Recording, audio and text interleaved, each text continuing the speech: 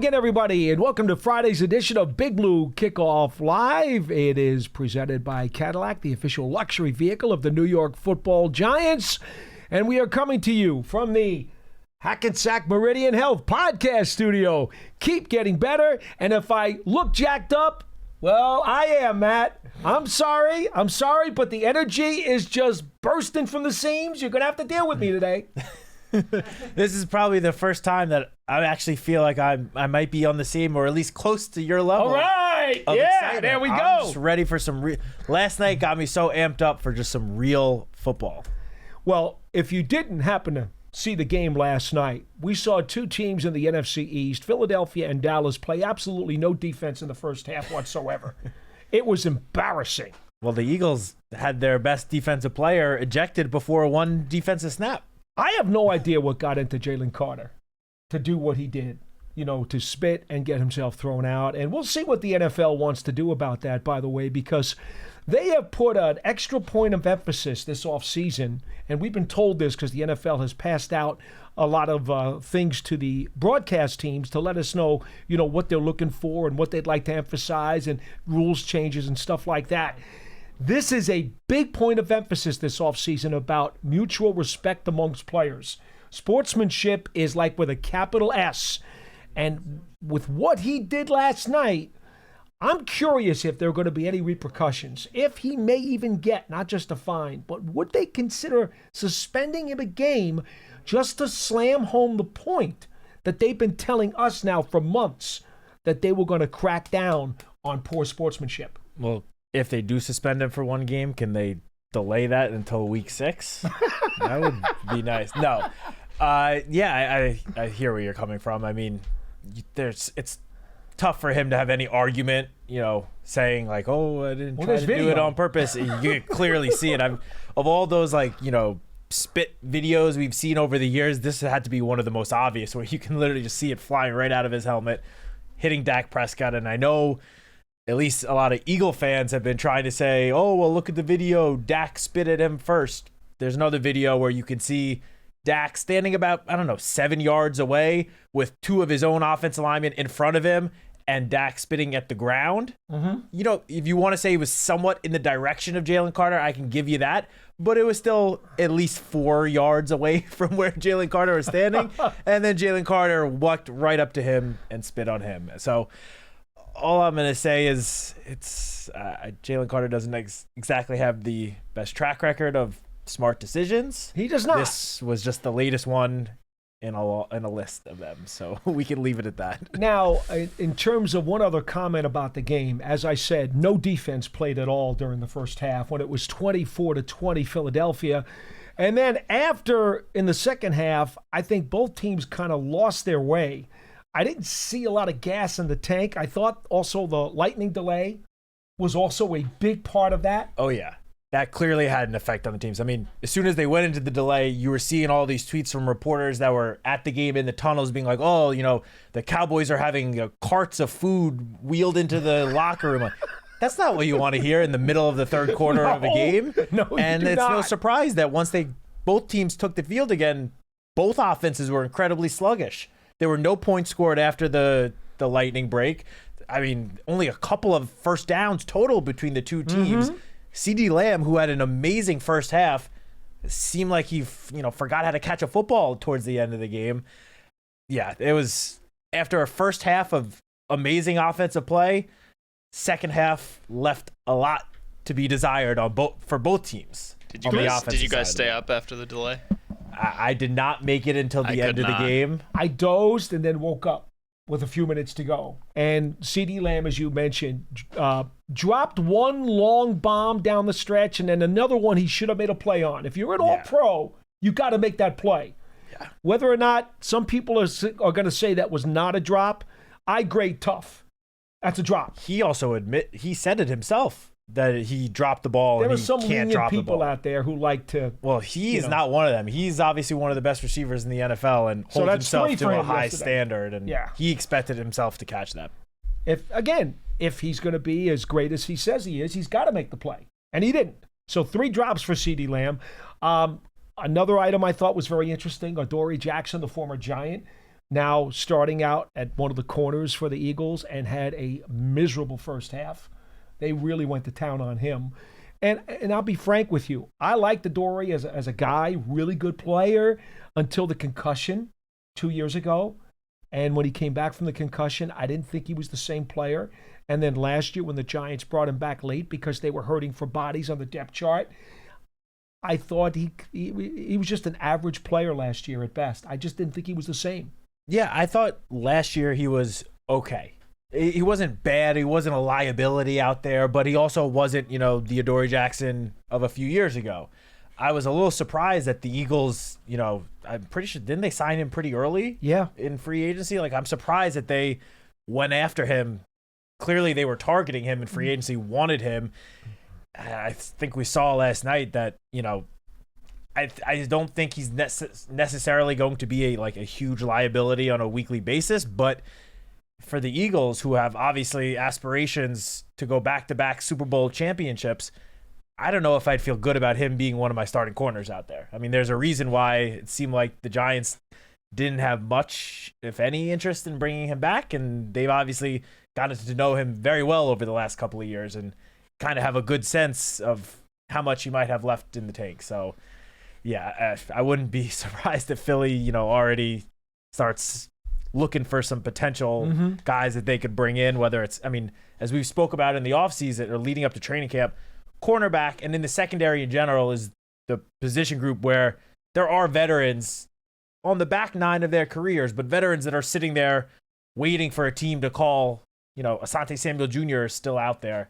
I hope he doesn't end up in After Philly. week one, when you don't have to guarantee the salary for the year, you will see some of these guys trickle in. Yeah, I wouldn't be surprised if that is a position that they address in the near future.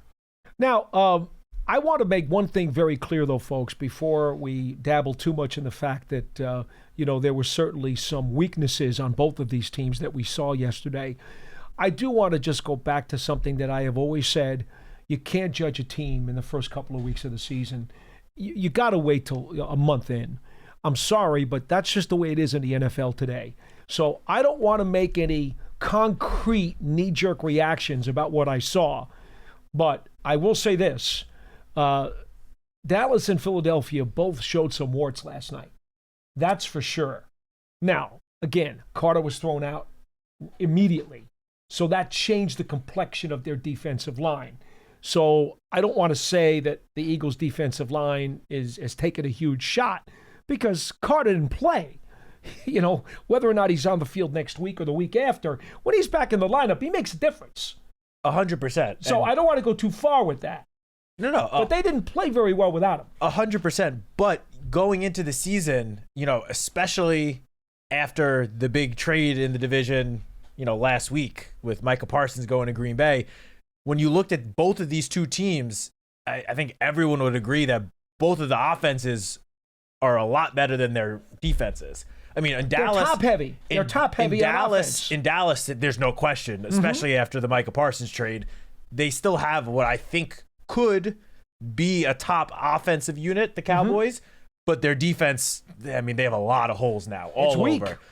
Eagles obviously are coming off a season last year where they had one of the best defenses in the NFL, but they lost a lot of key players. These are players that everyone knew going into this season, those are going to be big holes to fill. And I don't know if they did fill all of them. You look at the defensive front. The defensive front doesn't look like the defensive front that we saw last year in Philadelphia. Josh Sweat. It didn't last night. Josh Sweat was a big loss. Milton Williams was a big loss. They signed Azeez Ojulari. He wasn't even active last night. I know. So wow. So we kind of knew that I wonder if he was hurt again. I don't know. I'm not sure if it was a healthy inactive or if there's something going on. But we knew that the defense were going to be, for the Eagles, I'm putting weakness in quotes because I still think their defense will be pretty good with Jalen Carter playing. Their rookie Jihad Campbell, he was fantastic last night. He was really good. And, they have good players across their defense. But it's the offenses for these two teams that are clearly going to carry them to whatever level of success they might have this year. And the offenses both looked good in the first half. They looked really good. No, not just good, really good. The Dallas on that first drive went right down the field. Javonte Williams looked like he, drank from the fountain of youth, and all of a sudden, got some of his spring back from earlier in his career. And the Dallas O-line played well in that first half, too. They did. And obviously with the Eagles, I mean, the Eagles scored, was it 24, 21? It was 24, 21 first half points, was it? No, it was 24-20 at the half, wasn't it? Whatever it was. They scored 3 touchdowns in the first half alone. And that was without A.J. Brown and Devontae Smith doing anything. Yeah. They combined for... They're dangerous as heck. They combined for, I think, a total of maybe 30 yards receiving, the 2 top guys. And A.J. Brown is one of the best receivers in the NFL. So clearly, we are talking about some of the warts, but the offenses for both of these teams are not to be like overlooked in the slice, but they could end up being 2 top 10 offenses this year. I wouldn't be surprised in the slightest. It is clear to me that while Philadelphia has the best balance in terms of the roster in the division, okay, that's clear to me. It's also clear to me that the Giants might wind up having the best defense overall in the division. That's possible. If these guys play like they can, they got a chance to do it. It's going to come down to the run defense, which I'm not going out on a limb saying that. I mean, especially, it's going to start on Sunday with the Commanders, who obviously they no longer have Brian Robinson, but the dual threat of Jaden Daniels is obviously something the Giants are going to very much have to keep an eye on Sunday. But when it comes to, facing these 2 teams, again, Javonte Williams did look pretty good last night. Miles Sanders had that one big run, but I'm not exactly, I wouldn't say I'm nervous about the Cowboys' run game. It's the passing game that is very talented. But week 6. On the other hand, Philly runs the ball. Week 6, when the Giants play the Eagles, that is going to be, there's going to be tests earlier on. The Chargers, the Chiefs, these are teams that want to obviously have balanced offenses, but are going to want to run the football. But that week 6 game against the Eagles, how the Giants can potentially contain or at least attempt to contain the run game led by Saquon and Jalen Hurts, that is going to be a huge test to see, I guess, how much the Giants really close the gap with some of these division rivals. Well, here's what I will say, realistically speaking. Philly, Washington, and Dallas are all top-heavy on offense, where their offenses are better than their defensive units. I think we can say that pretty clearly.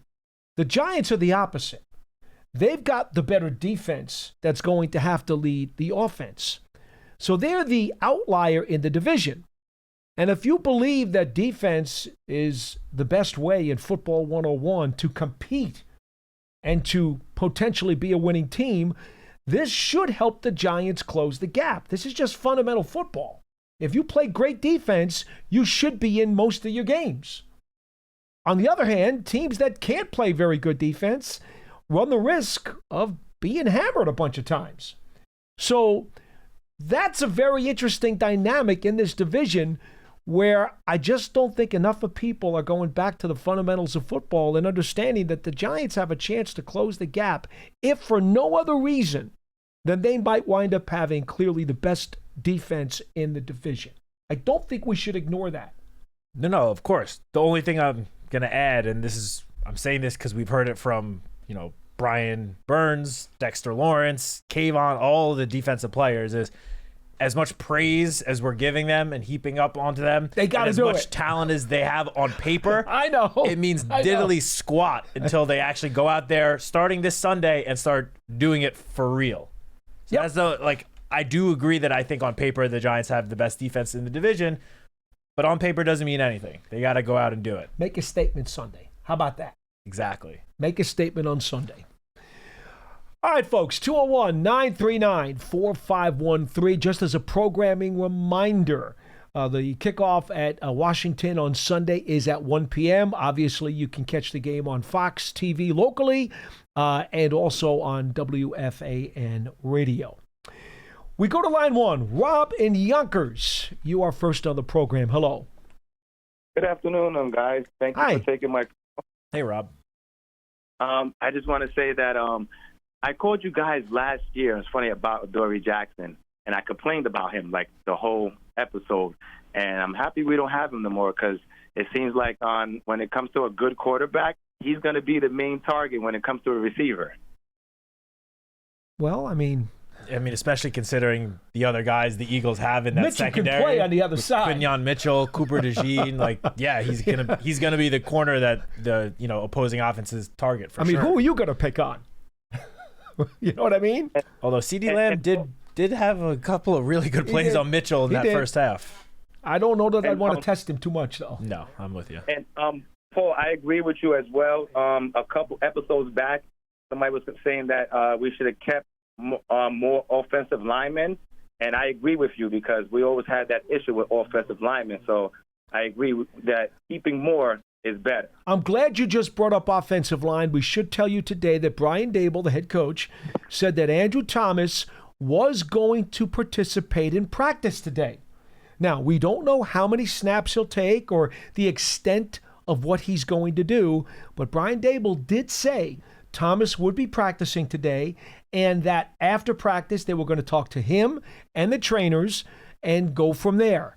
So that puts a little bit of a different spin on things compared to yesterday when he did not practice. And I think it's also important to add that Brian Dable did add that not only was Andrew Thomas going to be on the practice field today, but he did say he's going to do some team stuff. Mm-hmm. He shared that little detail, which obviously we know Coach doesn't like to share too many details, especially when it comes to injuries.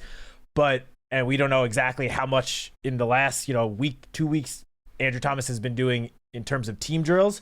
So it was just good to hear Coach Dable say that he would be out there for at least some team stuff. We have no idea the extent, but the fact that he's out there for any team stuff is an encouraging sign. And Rob, before you continue, I should also add one other injury note. Coach Dable also mentioned that they would pull back a tad, a little load management on Malik Neighbors. His back was a little bit sore, but then Brian Dable also immediately responded to a question about it and said, don't worry, he's going to be fine for the game on Sunday. So this is just a load management issue, and as we all know, that becomes a regular NFL phrase these days. Back in the day, that didn't happen, but today there's load management every week with guys. I mean, that's just the way it is. It's a regular occurrence, so no need to panic. Go ahead, Rob. Yeah. I'm sorry to interrupt you. No, it's okay. A few more things.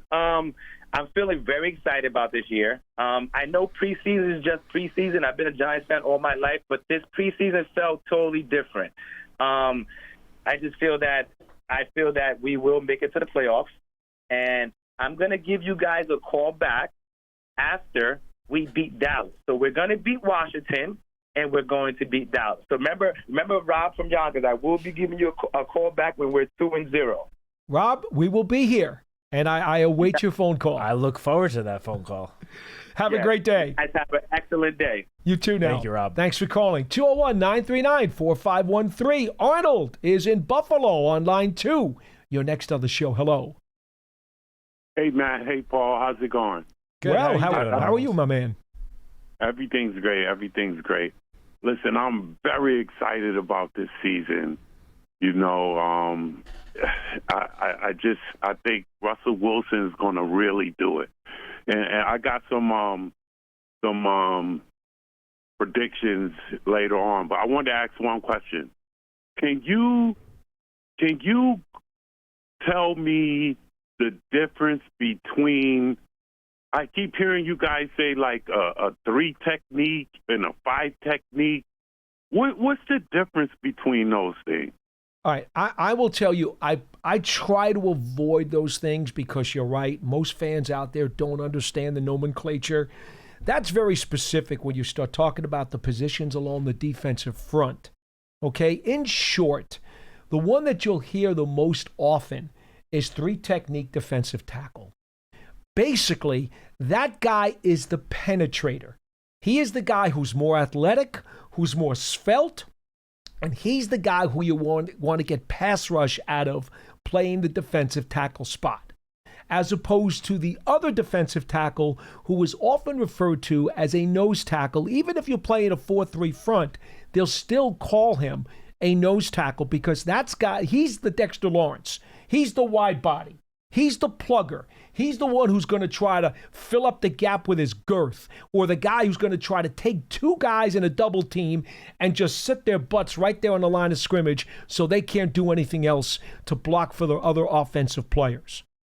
That's basically the most common technical term you'll hear for any of the defensive linemen. 3 technique, referring to the penetrating, quick, athletic, svelte defensive tackle who wants to get into the backfield as opposed to the plugger at the line of scrimmage.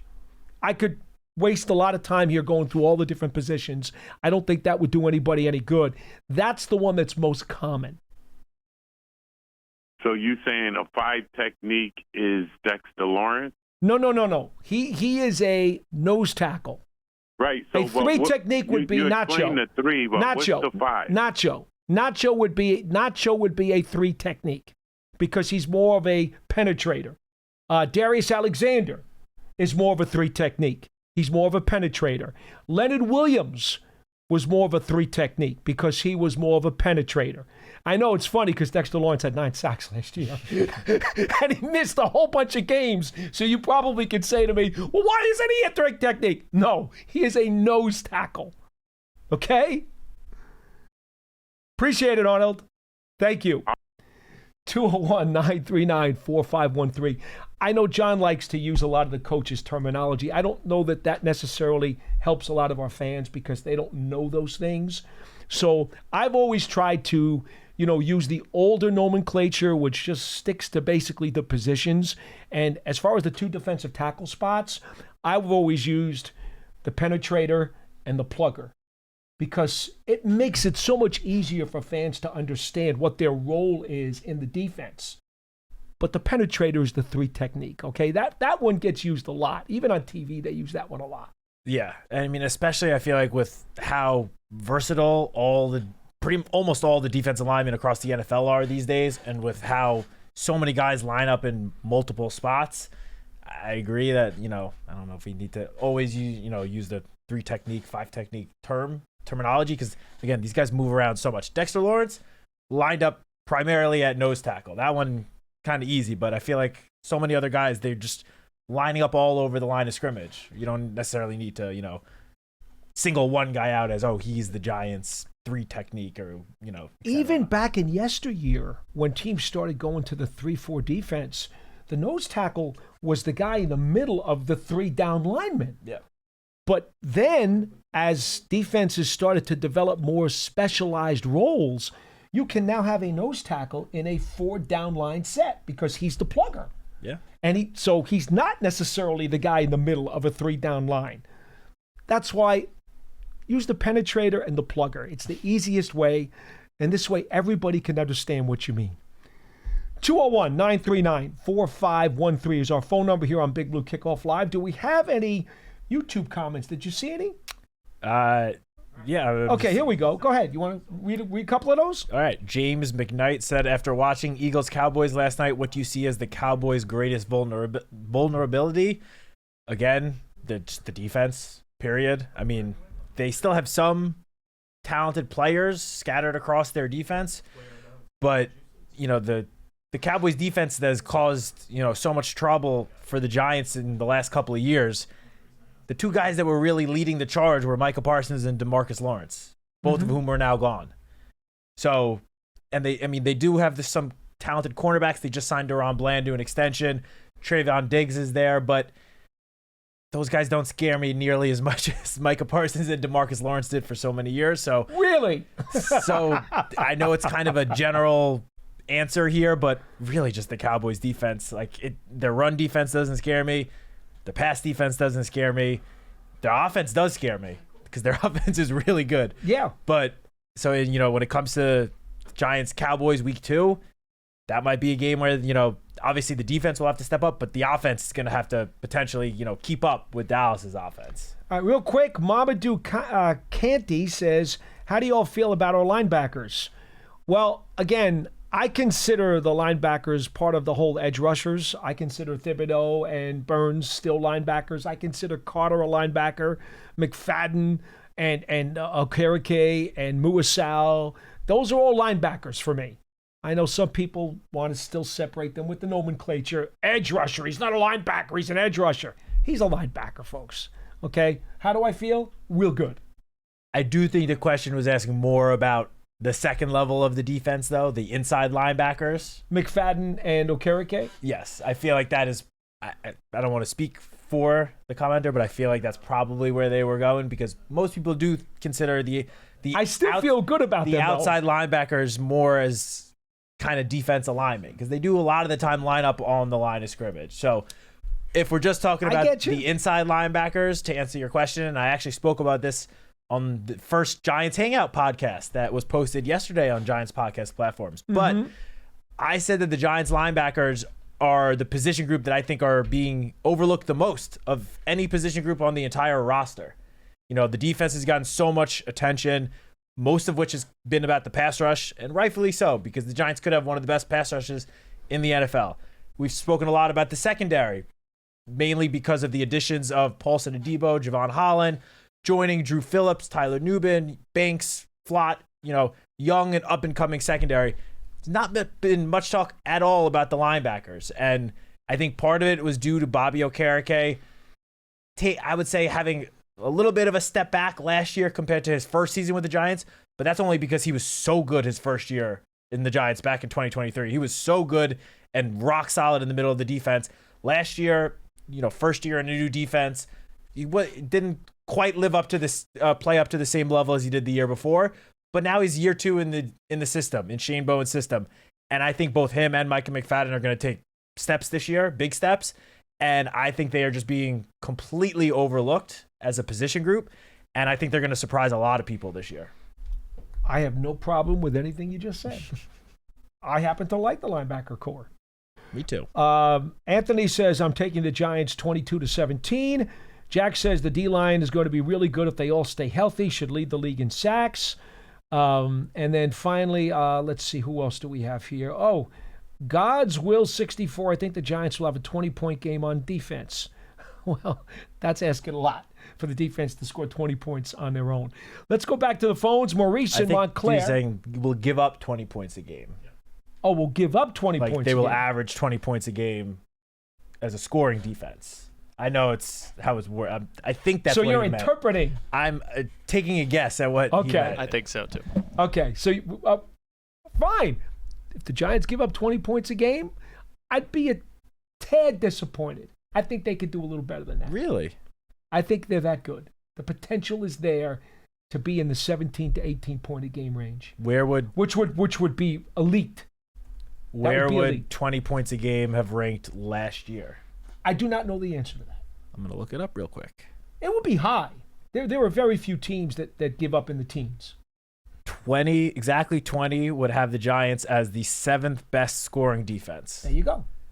I mean, I would sign me up for that. 7th best scoring defense? That's pretty good. I think, with a potentially elite pass rush? I think they could, if they max out, do better than 20 a game. I hope you're right.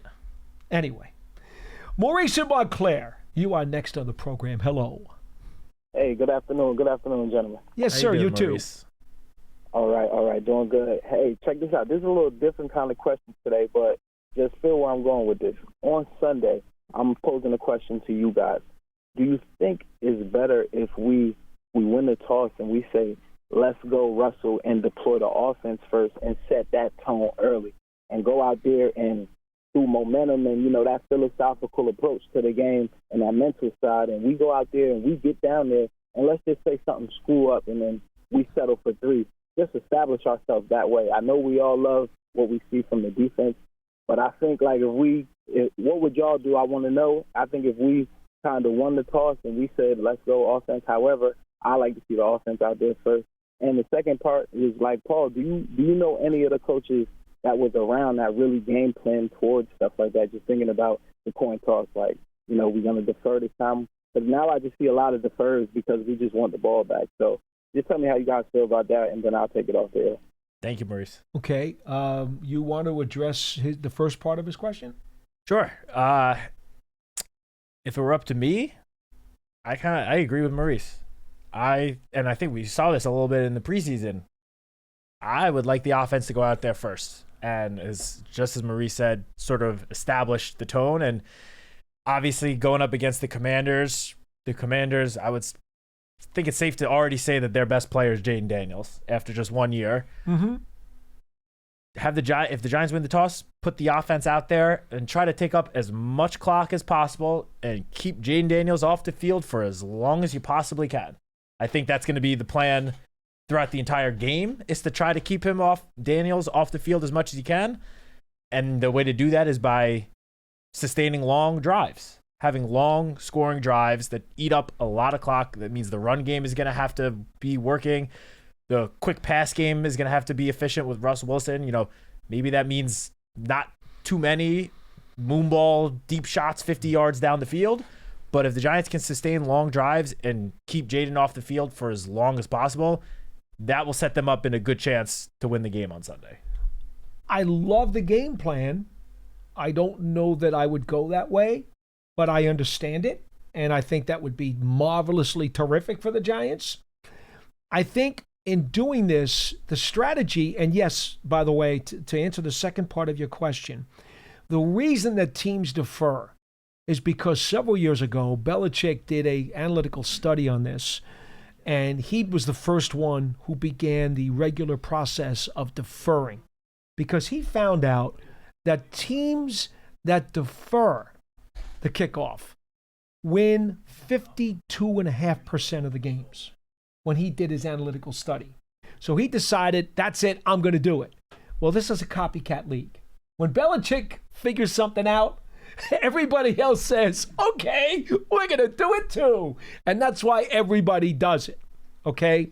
The reason is because you want to try to take use of the double dip, where if you can score at the end of a half and then get the ball back to start the third quarter, in theory, you have the opportunity to possess the ball 2 times in a row and put up 2 consecutive scores without the other team answering.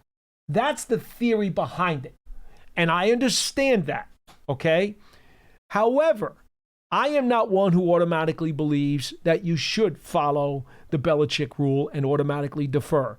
And I do think, to answer your question, there are a lot of coaches who will automatically do it because Belichick did it, and that's the way the league is going. There are other coaches who will pay attention to the weather. They will pay attention to the matchup. They will pay attention to the injury situation. They will pay attention. Is it a home game or is it a road game? If you're going to a very hostile environment like Seattle, where their crowd can cause trouble for your offense from the very get-go, that can be a detriment if you get the ball first. So, yes, there are some coaches who pay a lot of attention to the strategy of the individual game at the time as to whether or not they would do it. I would tell you, if I had the call on Sunday, the reason that I would defer this time is only because at the moment, as we sit here today, I have more confidence that the Giants' defense will go out and have a better first series than the offense would. I appreciate your logic, because if that works, it's great. I think right now, without any further evidence as to what this team is about, I have more confidence in a strong first series from the defense. Because if the offense comes out, gets the ball first, and doesn't move and goes 3 and out, now you're giving Jaden Daniels really good field position, and you're already putting the defense on its heels for the first time the Washington touches the ball. I hear you. That could be dangerous. I do hear you. And of course, well, there's no right or wrong with what I answer said, here. Obviously, if the Giants go 3 and out, then what I said backfires for sure. And I get that. But I feel like, the defense has been so hyped and has all these high expectations. Everyone seems to think, despite Russell Wilson coming in and looking pretty good all summer and in the preseason, people still think the Giants are going to have one of the worst offenses in the NFL. People outside of this building, I should say. I just think to get the ball first, if you could then get the ball and immediately go drive down the field and score a touchdown, that would be sending such a message, not only to the Commanders, to the rest of the NFL, to the whole NFL world that has, ridden the Giants offense off to die. Like, it would be saying, like, we're good too. I just think that would send such a message. That is why I went with that. There's no right or wrong answer Obviously, until you see the results. Exactly. If you don't get it, then of course I would say, I take it back. We should have deferred. It's like a fourth down, right? Yeah. It's only right or wrong if it works. But I just think, because the Giants are being so overlooked, it's sort of just like, why not? What do we have to lose? All right, real quick, before we get to more phone calls, I want to quickly go over a couple of our promotional announcements. Don't forget, Giants season tickets are still available. I know the season is about to start, but that doesn't mean you can't get in on a season ticket membership.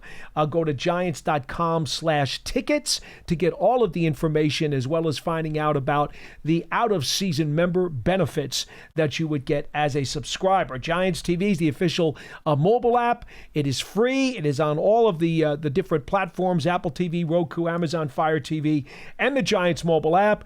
You get to see all kinds of funny things and highlights at practice and so forth and so on. Game highlights, too, of course, during the course of the weekend. We need to tell you the Giants Foundation will host a 5K race and kids run presented by Quest on Sunday, October 26th at 9 a.m. at MetLife Stadium. Net proceeds will benefit the Giants Foundation. All participants receive a commemorative T-shirt after the race. Stay for a post-race festival and appearances by Giants legends and a live DJ. Register now at giants.com/5K. And also the Giants Huddle. Pearson, I defer to you. Did any new ones go up this afternoon? I'm not sure if it's up yet, but we have an interview with Brian Burns going up today, just talking about the Commanders and that the Giants actually defense. is the pregame show interview, the longer version of the pregame show interview that John did for the game against Washington. Correct. Yeah. And tomorrow we'll have Chris Mad Dog Russo on, just kind of previewing the season as well. So check out for a Saturday. Mikey, that's a win, Mikey! Exactly. We are sitting too close for you to be screaming. I know. Go ahead. I don't think the Brian Burns huddle has been posted yet. Okay. But we did actually also yesterday post the fourth and I guess final, at least for now, edition of Phil Simms' QB series. Yes. Where he sat down and had a conversation with Russell Wilson. He's been doing it with all the quarterbacks. This was Russell's turn. We've been saving it for right before week one. Highly recommend giving that a look.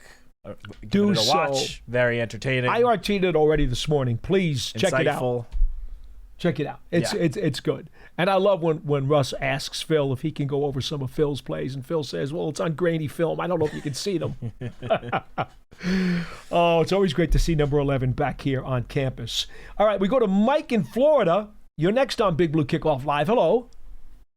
Good afternoon, gentlemen. Hi. Need an explanation on how the Giant offensive line, which has been, I think, classified by you and John as technique-oriented, will handle defensive lines that are called maulers. Philadelphia's a mauler, Detroit's a mauler. I can toss them out, but you know what's on our schedule. So how do we match up with that? Well, Thomas is a mauler, and to some degree, so is Illuminor. So I don't know that I would necessarily agree with the characterization. I do think that the three interior guys are technique-oriented linemen, but the two tackles, they play a power game now. Don't sell them short. Yeah, I would say that I do think we're going to see a step from JMS this year in year 3. He's gotten bigger. Greg Van Roden, obviously coming off a very solid 2024 campaign, and John Runyon is a veteran that's been doing this for a long time now. Those three, the interior in general, the matchups against defensive lines that have, I would say, more top-level, top-tier interior guys might cause a little bit more trouble. But I feel like that goes for almost any team across the league. I mean, unless you have an all-pro center or all-pro guards, you're going to have trouble against, the Chris Joneses, the Jalen Carters, just like basically every single offensive line has trouble against Dexter Lawrence. So the teams that have those really top-level interior guys, which unfortunately the Giants do face some of those guys this year, one of which is in the division. Obviously, we spoke about him a little earlier with Jalen Carter, but those guys, they're going to cause more trouble because if you can wreak havoc from the interior, that's just going to throw a wrench in the entire passing game's plan or in the running game, the whole offense in general. That's why when Dexter Lawrence can be disruptive, it messes everything up for opposing offenses. Kenny Clark is a pretty good power player and the Packers just traded him to Dallas in the Parsons deal. So that does enhance that position for Dallas a bit. But, if you're an opponent, you'd much rather face Kenny Clark than Micah Parsons. So I'm not going to be crying over that move. And then, Deron Payne would be the lead guy. I mean, I always thought Kinlaw was a good player, but he's never lived up to his potential. Payne, of course, was a really solid player since he came into the league. But now that some of his other cohorts over the years have gone, I'm not so sure he can be the lead dog in that defensive line. I was surprised that they were so quick to get rid of Jonathan Allen. Yeah. I think Jonathan Allen's a very good player who still has some good football left in him, and was not surprised to see the Vikings quickly jump and sign him. Anyway, anything else? Well, what I thought you would say, and you didn't, is that the Giants might have to go to a two tight end scheme on a regular basis. Well, you know me. I'm always in favor of double tight ends being part of the game plan. In fact, I like using a jumbo sixth offensive lineman in short yardage. And quite frankly, with Evan Neal still on this team, Neal's a power offensive lineman, right? He's a mauler. If he winds up seizing Van Roten's job at some point this season, you can put him in the mauler category. And quite honestly, again, I've got no problem if they want to go short yardage. Get Neal in the game. Make him the extra lineman. Make him that second tight end. And just run that ball right up his back. And yeah, I think it obviously depends on the defense that the Giants are facing. But of course, they're going to use tight ends to stay in and block on some occasions. I mean, with teams that have more talented defensive fronts, there's a reason why Chris Manhertz made this team. And true. He's a longtime veteran that's not exactly known for his catching ability. I've been saying this for months. I've been, a proponent for him to make the final 53 leading all throughout training camp because I said he's the best blocking tight end the Giants have, and by a wide margin, I feel like. So, yeah, of course, it depends on who they're playing. Obviously, there are some defensive fronts that the Giants will feel like they don't need to keep extra tight ends in to block, at least not every play. But on other occasions where they're playing, elite defenses, elite defensive fronts, 100% you're going to see tight ends, running back staying in and back to block, help the offensive lineman out. Thank you, Mike. Take care. You're welcome. 201-939-4513. We go to Randy in California. You're next on Big Blue Kickoff Live. Hello. Hey, good morning, guys. How you doing? Hi. Good. What's up, Randy? Are you guys looking forward to a wonderful season again? Hey, man, if you can't look forward to a wonderful season every August, then you're not an NFL fan. You gotta believe every August that you're going to have a fun few months. Unfortunately, a lot of these recent seasons, that hasn't been the case. I'm just happy. We're just glad football's back. It don't matter. There you go. Randy, so now our toys I love it. Randy, you took the words out of my mouth. I literally was about to say, I am just happy that football is back. I was so desperate, I couldn't wait to see the Notre Dame-Miami game last Sunday night, just to get Sunday night football back on the schedule. Yeah, hey, I had a question if you guys don't mind asking. How long do you guys think that offensive line really is going to take to start gelling? Is it, like a couple weeks, mid-season, we should really see what we got on both sides? To be honest, you don't mind? In terms of the offensive line, I don't expect him to take that long to gel. I mean, they're bringing back all of the starters from last year, who obviously, those starters only had the first 6 weeks of the season to play together before Andrew Thomas got hurt. But the whole unit is now back. Obviously, there are some additions to the group, but at least four of the five starters on week one will be returning. Mm-hmm. Obviously, Andrew Thomas will still have to see, but I don't really think it's going to take that long at all for the offensive line to really gel and develop that chemistry. I think we saw some of those growing pains at the beginning of last year, but that was last year. Now they've had, again, a full season. They've had all offseason, all a training camp. I expect that unit to hit the ground running, honestly. Yeah, that's what we're hoping, that we can finally fix the offensive line and start playing better football. It's been hurting us for so long. If we could just get that to average, we're going to have some fun. Come on, Randy. You know the word. You know the word. It's functional. Functional is the word. Functional. There you go. Thank you, Randy. Thanks, Randy. All right, guys. Call again. But yeah, we saw it in the preseason, the offensive line. I mean, obviously it wasn't perfect all 3 games, but I think the offensive line was a lot better than what a lot of people were expecting the unit to be, especially considering the struggles the unit had last year. And they did play against some top-tier guys in the preseason, too. Yeah, not, obviously not all across the board. Not throughout Right. the whole game or every Right. single game, but like it's not like every single snap was up against backups. Like, Buffalo was playing their starters the beginning of that game where the offensive line was looking good. Yep.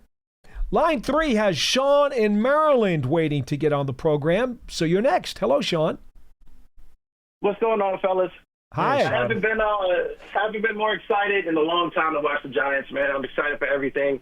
As we know, the D-line is the highlight of the team. However, I want to look at the other side of the ball.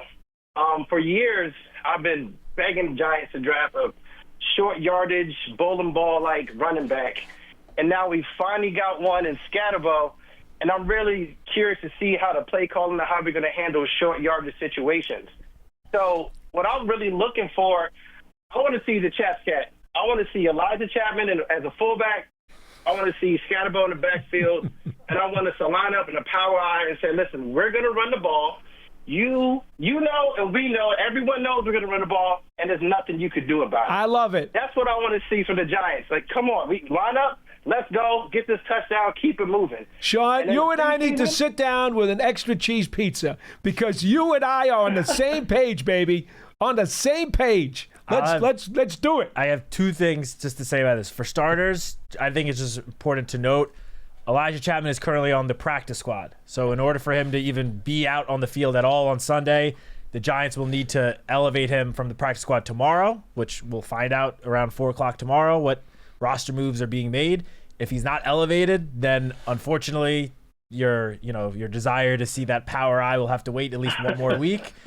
And secondly, about Scat, obviously the Giants drafted him beginning of the 4th round. He was one of the best players in all college football last year. Right behind Ashton Genty, he was up there among the best playmakers. But it's just important to keep in mind that he is still a rookie running back. And Right. obviously there's more to playing the running back position than just running the football. There's pass protection. There's a lot of things. So it might take him, just like we saw last year with Tyrone Tracy, it might take him a couple of weeks for the coaching staff to fully trust him to put him out there for more than just a play or two. Let's not forget, Tyrone Tracy really did not play much the first 4 weeks of the season last year until Singletary Wait got a minute, hurt. though. You're not asking for Scatterbo to get a ton of carries. You're just talking about goal line or short yardage, right? But those Yes, are on short yardage. Listen, 3rd and 1. Right. And his point? no, I get it. Go from the 2. I get it. I'm Yeah. just saying those are high leverage situations. To put Yeah. a rookie in his Right. NFL debut. So What do you- have confidence. It's not that I don't have confidence. I'm just trying to set the level of expectations. I'm with here. you, my man. When the Giants have No, I Devin get Singletary, it. who's a When running back that the Dabo coaching first came staff out- very much trust. Devin Singletary is a running back that the coaching staff has a ton of trust in. I'm just saying I don't know if necessarily the coaching staff is going to rush to throw Scatterbo out there in these very high leverage situations in his very first NFL game. That's all I'm saying. See, the caller's point No, was... I get it. He right? has to develop trust, and I understand that. However, once that trust is developed, or even if you put a tight end, a fullback, whatever it is, I just want to see old school smash mouth football. The reason And I it's love very what you're difficult doing... to stop that. All right, my man. The reason I love what you're saying is for the following reasons. Number one, Scatterbo ran for 21 touchdowns last year, so he has a nose for the end zone, and he knows how to power the ball across the goal line in short yardage situations. That takes a certain knack. Not everybody can do that. So that's good. So I love what you're talking about, and I think that's his role right out of the box. I really do. But here's what I will say. You mentioned the very scenario under which you would utilize him, and that is we're going to line up the beef. We're going to tell you what we're going to do, and we're still going to ram it down your throats. That mentality is a winning mentality. That's the aggressive, confident, go get it. We're going to prove a point. Go ahead. Try to stop us because you can't. I love that mentality. That's the part. That's the part that you. I you agree. I agree with that mentality. All I'm saying is Scatterbo, who also missed most of training camp, wasn't really back on the practice field to the last week and played a couple of snaps in that last preseason game. I'm just saying to rush him out there into these very high leverage, short yardage or goal line situations in his very first game. I don't know if that's something the coaching staff is going to do in week 1. Well, I think he's going to develop, and it probably won't take him long to develop into that role. And I don't think it's going to take long for him to show the coaching staff that he deserves more than just a handful of snaps or a handful of carries. Sure. All I'm saying is week 1 for a rookie running back who barely took the field all summer, I just think lower the expectations just a little bit just for this Sunday. Okay, we'll wait till Dallas, Sean, okay? We'll make him happy. We'll wait till Dallas, and then we'll get him out there to do it. Go ahead. Anything else? Yeah, just one last thing. I want to shout out to one of my favorite callers, and that's Coach Marvin. He said something during the offseason that really stuck with me, and he said something along the lines of, no matter what happens this season, no matter what the record is, of course we're developing. We have a very good coach in Coach Dayball, Shane, Brandon Brown. I love the front office and what they're doing. You can see the logic and the decision makings that they're doing and how they're trying to build this team from the ground up. So no matter what happens, please keep that unit together because they're moving the team in the right direction. I couldn't be more excited. Go Giants. All right, Sean. Thank you. Thank you, Sean. We've been reiterating that message for months now. Obviously, we love the Giants to go on have an amazing season, a deep run, make the playoffs. But really, we just want to see them take a step in the right direction this season. Show that they are making growth all across the roster, that these young guys are developing. We've seen it a couple of years ago with the Detroit Lions. They went from being what I think the worst team in the NFL or the second worst team in the NFL to the next year being around 500. They started the season 1-8 and then won 8-9 games in a row, just missed the playoffs. And then the year after, they became one of the best teams in the NFL. And that's what they've been the last couple of seasons. This could be one of those seasons where it's more important just for the Giants to show that they are making a jump and a step in the right direction. It doesn't necessarily need to lead to a deep playoff run or even a playoff run. You just want to see them showing that they are growing. The whole roster and coaching staff is taking a step where, maybe next year we're talking about the Giants as a legitimate contender. They tell you that, the worst thing you could do is keep everything the same if things are not going well, right? You have to find things to change. Well, after 2 losing seasons, we've seen Brian Daboll adjust and change things. We saw him play his starters and veterans at the beginning of couple of preseason games and get them more snaps than he had in the past. We saw him change the workflow schedule during training camp, and especially this past week where he put them onto the regular Tuesday off schedule, which he had not done in his previous 3 years as the Giants head coach. We have seen him give the play calling back to Mike Kafka, who, by the way, when he did it in 2022, was up in the box. Now, not only is Kafka getting the play calling back, he's going to be on the sideline, which is another change. So let's not forget the complete revamping of the whole player development department. Brian Daboll completely revamped that whole group, and he's very, very high on the group that's in the building right now, and has talked about how they've already helped this team, this young team, already show signs of growth already. So the truth is, if you don't like what's happened here the last 2 years where the Giants had really difficult times trying to slog through the seasons, I get it. But Brian Daboll gets it too because he's made some changes this year to try to get different results. Give him credit for that. And now we'll just have to see how it all plays out. Yep. Lou in Texas, you're next on the program. Hello. Hey, guys. How's it going today? Hi. Good. How are you, Lou? Okay, good. Couple quick hitters. So first, any idea what the issue was with Theo Johnson? Are you surprised Flott over Banks? And could this be the best defense in the division? Go Big Blue. Take it offline. Thank you, Lou. Okay. You want to take Theo? Sure. No, we don't know what was the potential issue, but he's been on the practice field all week in full, not even listed on the injury report as a full participant, just not listed, period.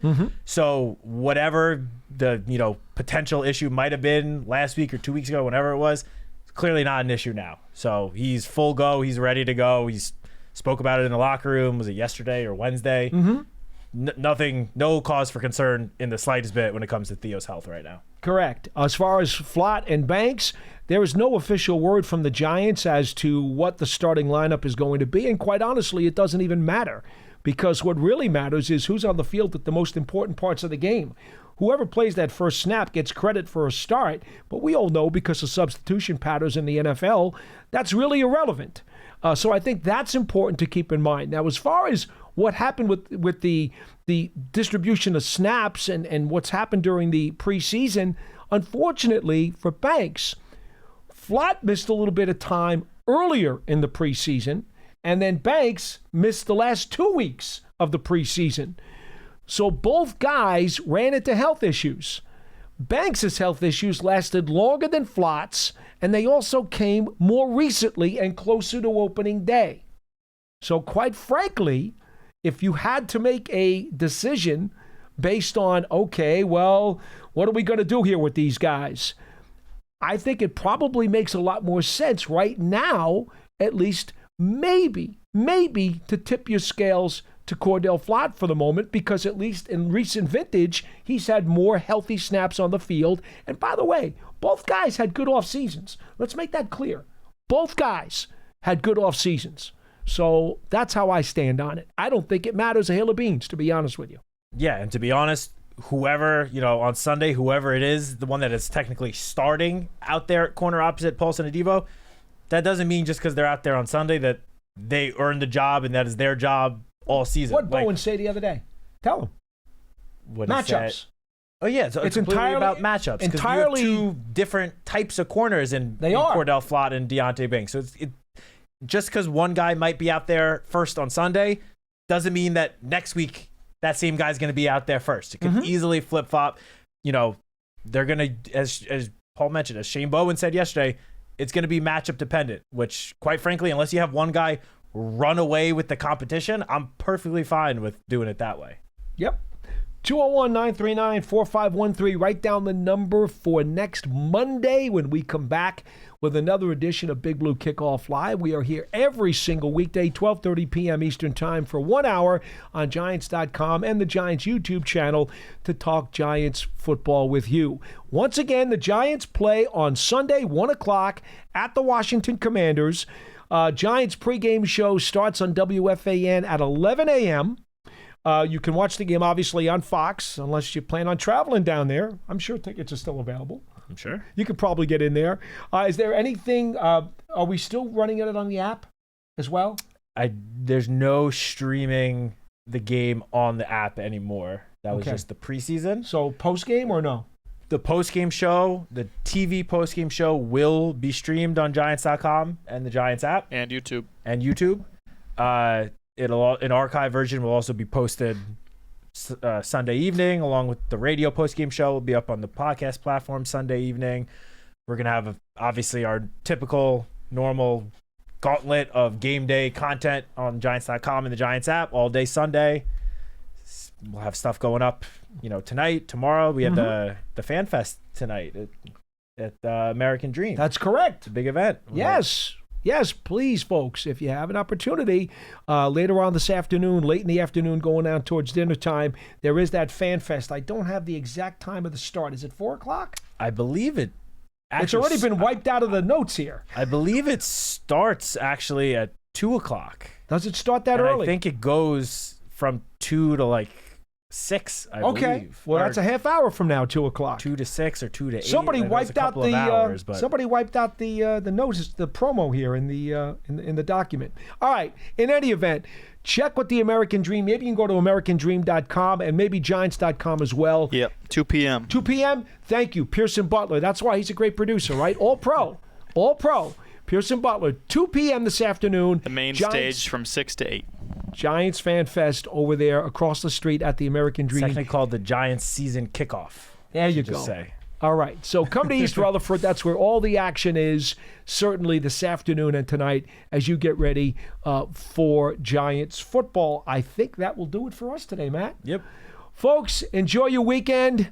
Giants and Commanders on Sunday. This has been Big Blue Kickoff Live, presented by Cadillac, the official luxury vehicle of the New York Football Giants. And as always, we have come to you from the Giants podcast studio, presented by Hackensack Meridian Health.